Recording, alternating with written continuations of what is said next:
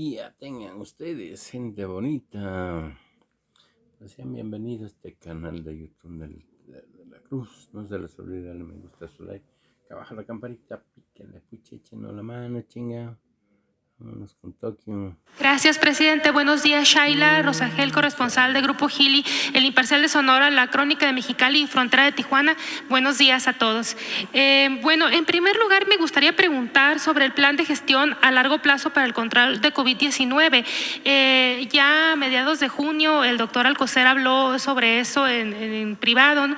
Nos gustaría saber si la vacunación contra la COVID-19 va a empezar en octubre, cuándo se van a dar más detalles a la población en general, si se va a empezar por los grupos vulnerables, también preguntar si se va a incluir a los niños, que bueno, entiendo que es el más bajo, ¿no? En cuanto a exposición, ¿no? A que pueda haber algún problema con el virus. Y también, pues, ¿cuánto va a durar este plan de vacunación? Si ya se va a quedar junto con la influenza, ¿no? Por periodos de influenza. A ver, Hugo. Muchas gracias, con mucho gusto. Gracias, Shaila Rosagel. Esto ya lo hemos comentado varias veces, pero con mucho gusto lo volvemos a explicar. El plan COVID, el plan de manejo del COVID a largo plazo, fue una disposición programática que establecimos en la Secretaría de Salud. Se lo propusimos al secretario Alcocer y él lo estableció y se presentó públicamente ante el Consejo Nacional de Salud para el Bienestar, CONASABI. Y también se le presentó al Consejo de Salubridad General, que es la otra autoridad sanitaria, en este caso colegiada. El plan retoma de manera muy directa el análisis o las recomendaciones que se desprenden del análisis que en su momento hiciera la Organización Mundial de la Salud para uso de todos los estados miembros de la organización, desde luego incluido México. El plan considera múltiples aspectos de la realidad que socialmente vivimos con el COVID y de lo que se anticipa podría seguir ocurriendo con esta enfermedad causada por el virus SARS-CoV-2. Como hemos comentado en innumerables ocasiones, la predicción más creíble, más rigurosa que existe sobre COVID en el mundo es que esta enfermedad infecciosa causada por el virus SARS-CoV-2 va a permanecer en la humanidad como una de más de 450 infecciones respiratorias causadas por virus que tienen una gran capacidad de propagación. Este fenómeno ya se conoció con la influenza en muchos siglos y de manera más clara a partir de la famosísima y muy lamentable pandemia de influenza que ocurrió entre 1918 y 1921. Esa pandemia también duró un periodo prolongado, igual que lo fue COVID.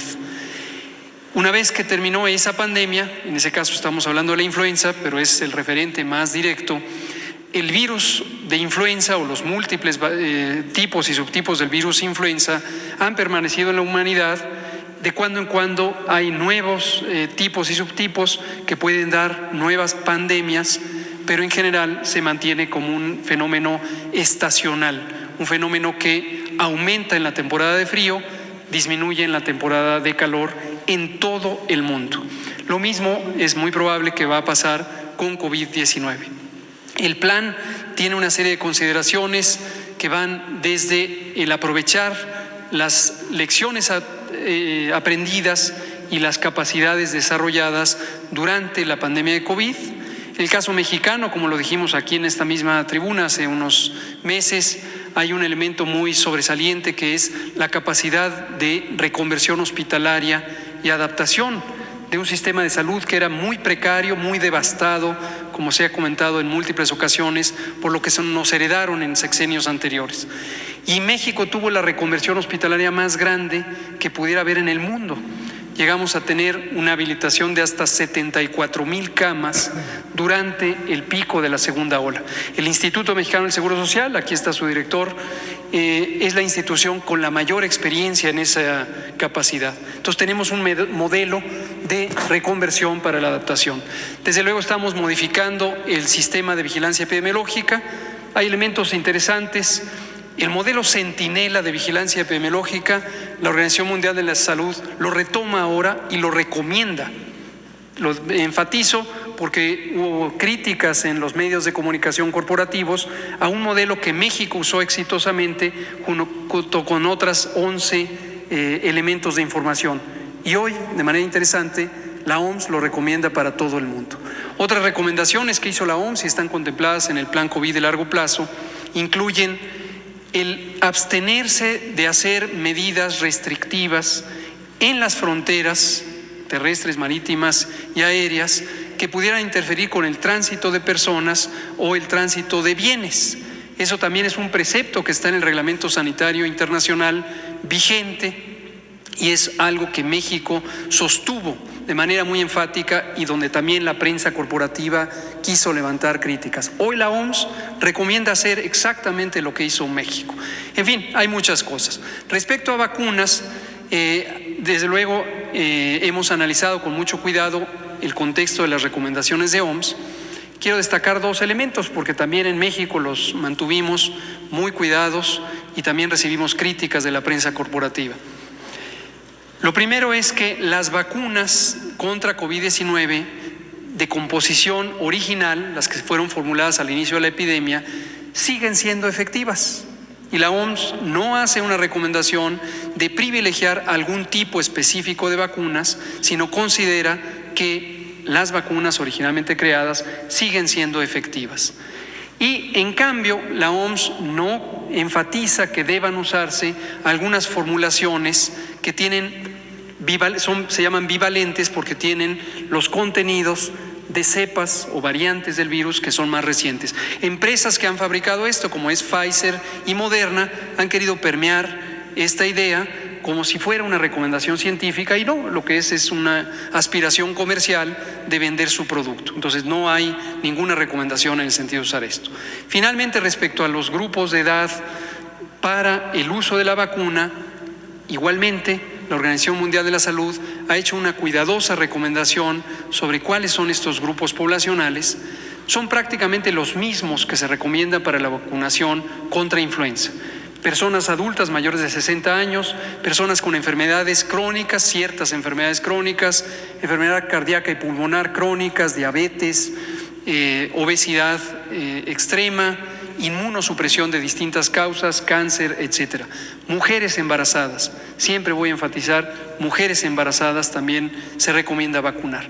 Y en cambio los grupos de edad más jóvenes, en particular niñas y niños o adolescentes, no se les recomienda vacunar, por lo que se observó durante la pandemia de que son un segmento de la población de muy bajo riesgo de complicaciones. Finalmente recuerdo a la población, recuerdo a todos quienes nos escuchan, que las vacunas COVID no protegen contra la infección, no protegen contra la enfermedad.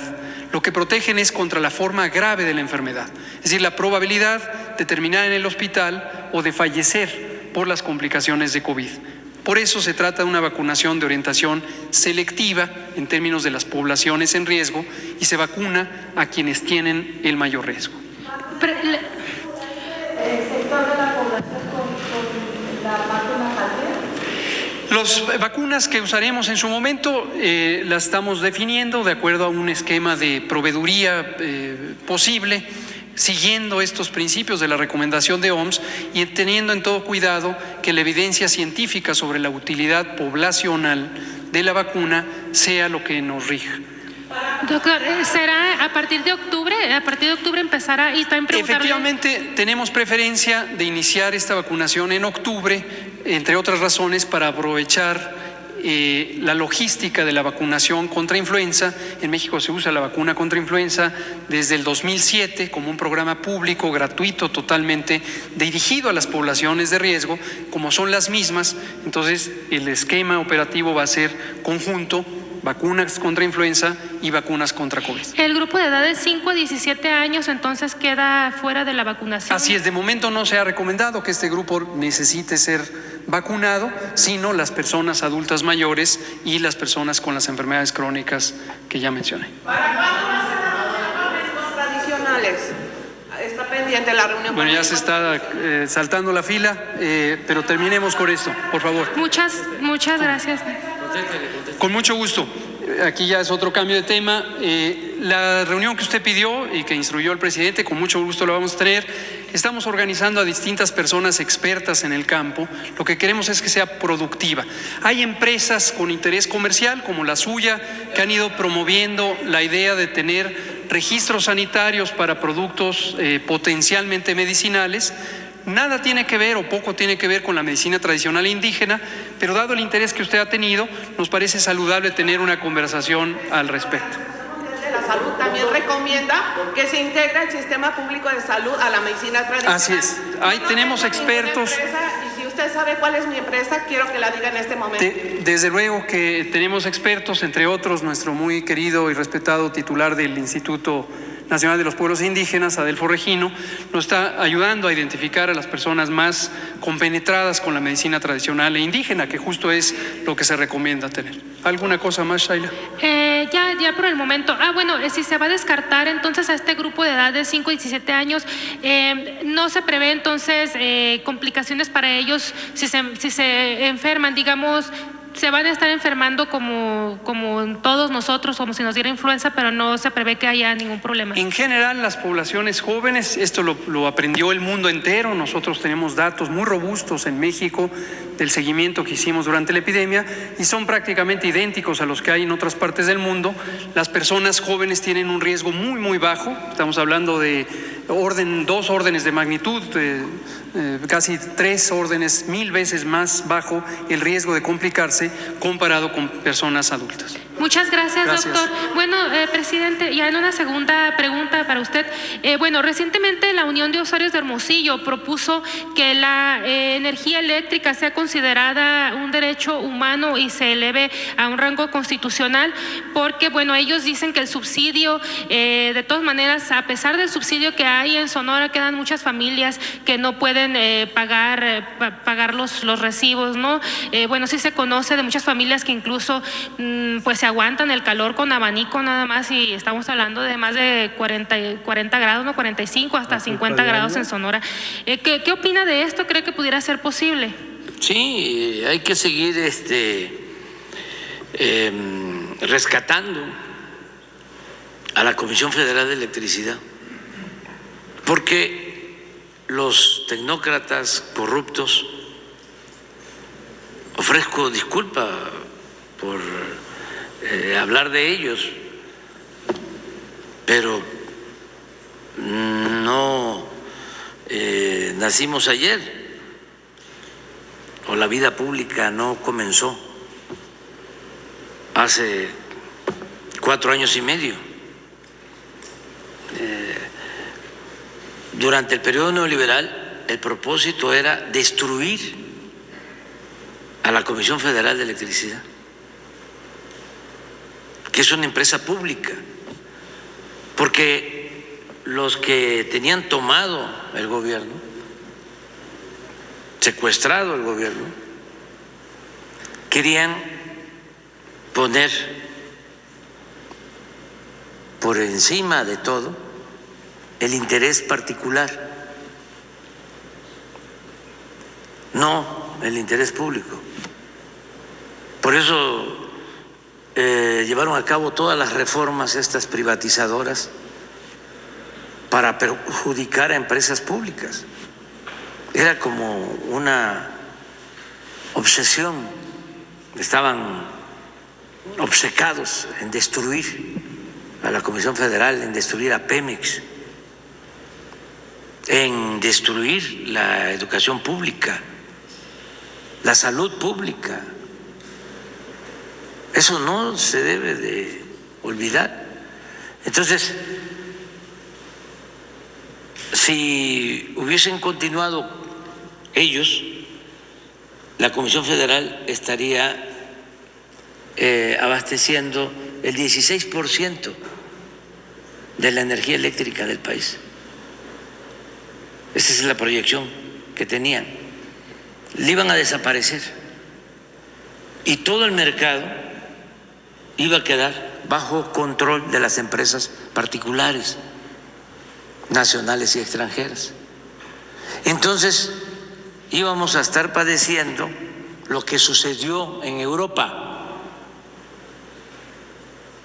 con la crisis por la guerra de Rusia y Ucrania, como tuvieron problemas de abasto de gas, las tarifas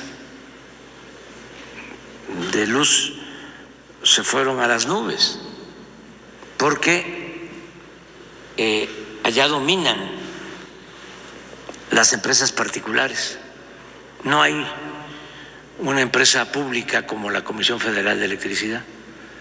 Entonces el modelo que querían era ese, o el que se aplique en Estados Unidos o en cualquier otra parte. Entonces nosotros lo que hemos hecho es rescatar a la Comisión Federal de Electricidad, invertir presupuesto público para que la Comisión genere más energía eléctrica y de esa forma no aumentar el precio de la luz.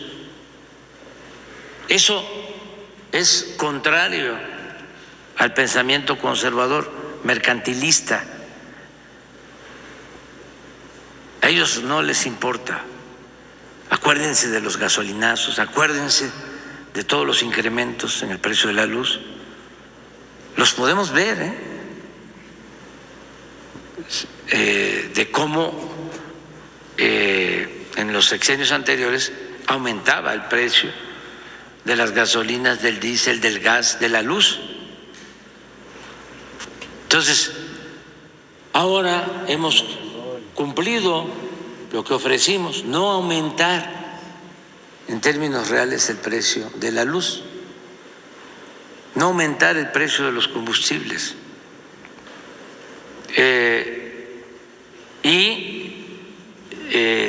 No hemos endeudado ni a la Comisión Federal de Electricidad ni a la Hacienda Pública, porque también se acabó la corrupción.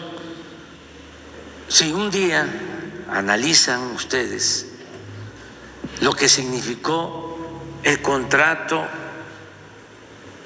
de transporte de gas por los gasoductos de empresas que se celebró en el sexenio pasado, se van a dar cuenta de que era un robo.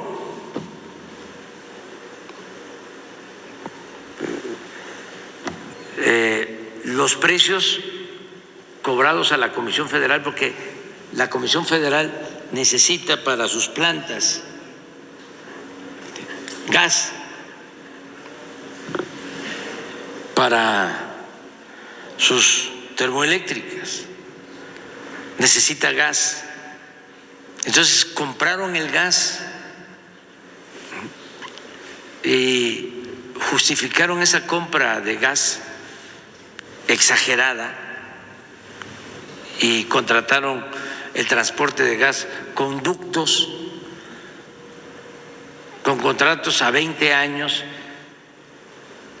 Imagínense que al vencerse el contrato, de estarles pagando a los dueños de los ductos, se les quedaban a ellos los ductos, ni siquiera la Comisión Federal. Un poco lo que hicieron con los reclusorios. Al final del contrato, los reclusorios se les quedaban a las empresas y también con costos elevadísimos de 5 o 6 mil pesos diarios por recluso, por preso. Ese es el cobro. Entonces, si se analiza eso, se da uno cuenta de que la Comisión Federal iba directo al fracaso. No tenía salvación, era lo que querían, O sea, yo diría que de manera deliberada destruir esta empresa pública. Entonces, hemos avanzado mucho, no se quitan los subsidios, no aumenta el precio, pero se puede mejorar si se sigue avanzando en rescatar a la Comisión Federal de Electricidad, si se sigue apoyando a esta empresa pública. Mi compromiso es que mientras yo esté, en el caso de Sonora, de Baja California, no va a faltar el subsidio y no va a haber aumento, ¿sí?, en las tarifas. Más, pues ya va a corresponder a quienes van a darle continuidad al proceso de transformación, y se puede, porque por ejemplo en el caso de Sonora no es nada más una planta solar, ahí se pueden crear 3, 4 plantas solares más. Yo voy a dejar recomendado el Plan Sonora. Ahora, hace 3, 4 días me dio María Elena Álvarez Bulla una muy buena noticia, porque ya el CONACYT, que es otro, porque el CONACYT estaba tomado también, secuestrado, o sea, con dinero del pueblo se subsidiaba la investigación de las grandes empresas, hasta las que vendían chatarra, con la llamada innovación tecnológica. Entonces eso ya no sucede. ¿Qué ha hecho el CONACYT ahora? Pues contribuyó para la creación de un ventilador cuando la pandemia, la vacuna Patria, eso es de CONACYT. Y ahora está haciendo trabajos muy importantes para sustituir agroquímicos y empezó a trabajar en cómo separar la arcilla del litio, en el caso de Sonora, que es una tecnología que solo la tienen los chinos. Entonces ya María Elena me estaba informando que llevan 95% de avance, que sí se puede lograr la separación de la arcilla del litio. Gran avance. Esto para Sonora va a significar mucho. El litio es de la nación y es pues un mineral estratégico para las baterías. Pues en Sonora, como todos sabemos, se extrae cobre, es el segundo productor de cobre del mundo, se tiene la energía solar, se tiene pues la frontera con Arizona, que están ahora invirtiendo mucho en los chips, en los semiconductores. Entonces el Plan Sonora lo vamos a dejar encaminado. Ya no voy a poder yo ver, no vamos a poder ver nosotros. Alfonso sí, porque ya se va a quedar algún tiempo, pero vamos a impulsarlo, a seguirlo impulsando. Pero regresando a tu pregunta, si se sigue desarrollando la Comisión Federal de Electricidad, si no se permite el lucro, las ganancias excesivas, porque sí puede haber negocios y sí puede haber inversión privada, nacional o extranjera, pero no saqueo, no ese tipo de contratos leoninos, ganancias razonables. Eso es lo que se debe de procurar. Entonces, decirle a la gente de Sonora, el subsidio no va a faltar y vamos a ir avanzando para que cada vez tengamos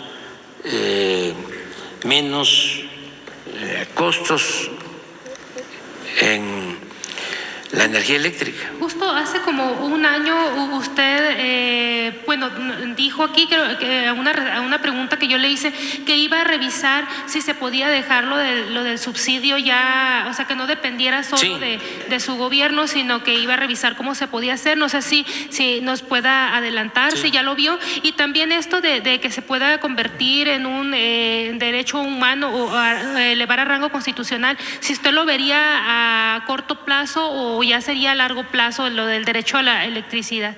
Yo lo veo bien, o sea, creo que son servicios básicos, ¿no? Fundamentales. No se podría estar sin la luz, más en donde hay esas temperaturas, ¿no? Extremosas, ¿sí? Pero sobre todo altas temperaturas, mucho calor.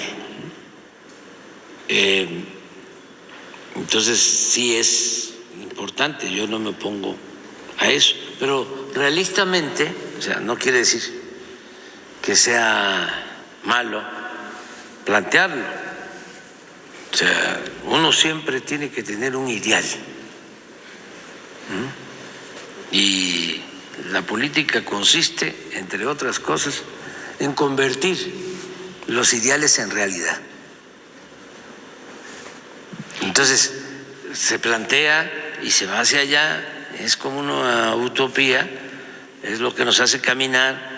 Siempre hay que tener un ideal, siempre hay que tener una doctrina, siempre hay que ir hacia una causa, buscar siempre algo en beneficio de los seres humanos.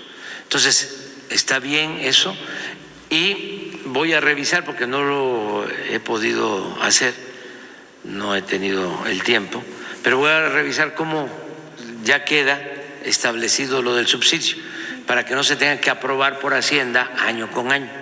De todas maneras, mientras yo esté, no va a faltar, pero habría ya que incorporarlo. ¿Sí? Ya finalmente preguntarle, presidente, si va a hacer su gira a Sonora este fin de semana. Este fin de semana voy al Tren Maya, que por cierto, allá va el tren, pero como todavía no está sobre las vías, se calculó de que iba a avanzar 300 kilómetros diarios y apenas avanzó 90. Porque es complejo el traslado en las plataformas y pues hay una logística y no hay que forzarla, ¿sí? No le hace que tarde, porque me habían dicho que el sábado podía yo ya ver el tren en Cancún. Creo que no va a llegar el sábado, entonces no importa eso, o sea, lo que importa es que llegue bien y ya después lo veo y lo importante es que ya empiecen a probarlo, tienen que probarlo varios kilómetros, son miles de kilómetros de prueba. Acabo de estar en el tren de Toluca a la Ciudad de México, el domingo fui a la supervisión y ya lo están probando el tren en un tramo de Toluca a Lerma y lo están corriendo a 160 kilómetros por hora. Y ahora nos subimos ya al tren, a uno de los trenes, no a esa velocidad, desde luego, pero ya hicimos pues un trayecto como de 4 o 5 estaciones, y ese tren lo vamos a tener. A ver si no tienen el video. No, para mañana puede ser, de ese tren que es muy importante. Se está avanzando, es una obra impresionante también porque son puentes y es en la ciudad, es una estación en Santa Fe, otra en el pueblo de Santa Fe. ¿Sí tienen? A ver. ¿Pero dónde fuimos? Sí, pero es que... El que pusieron en la presentación. Ah, bueno. Sí.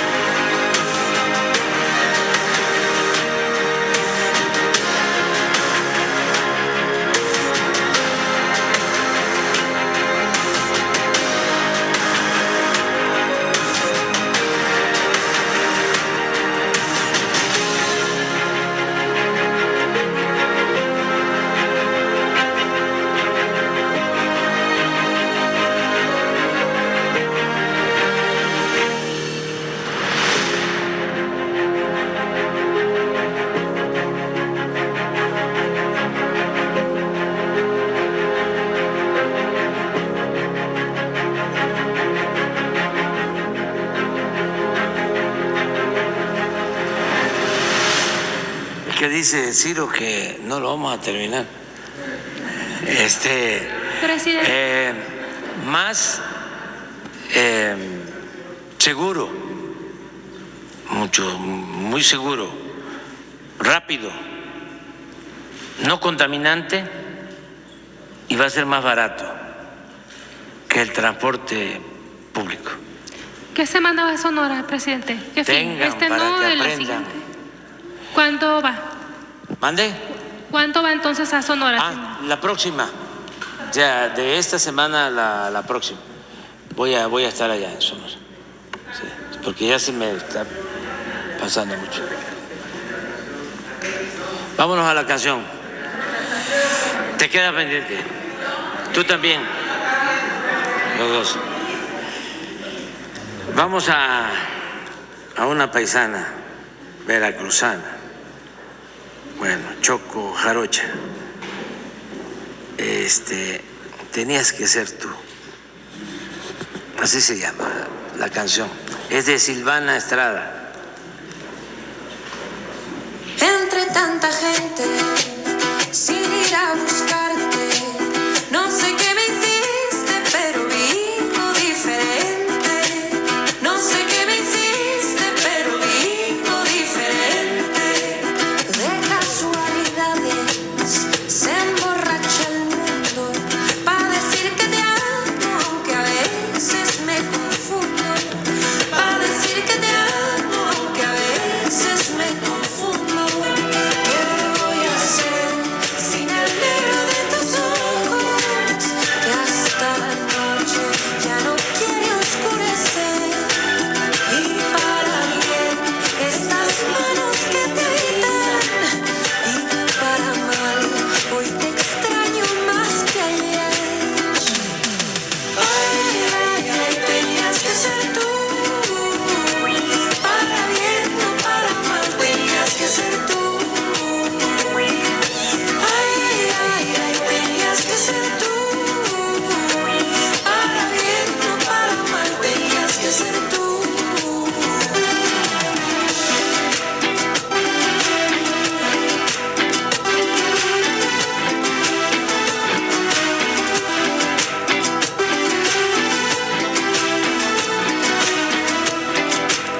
¿Qué voy a hacer sin el negro de tus ojos?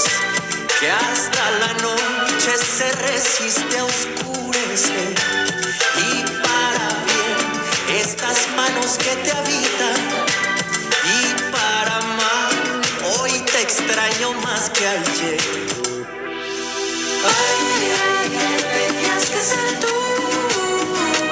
Para bien o para mal, tenías que ser tú. Ay, ay, ay, tenías que ser tú. Para bien o para mal, tenías que ser tú.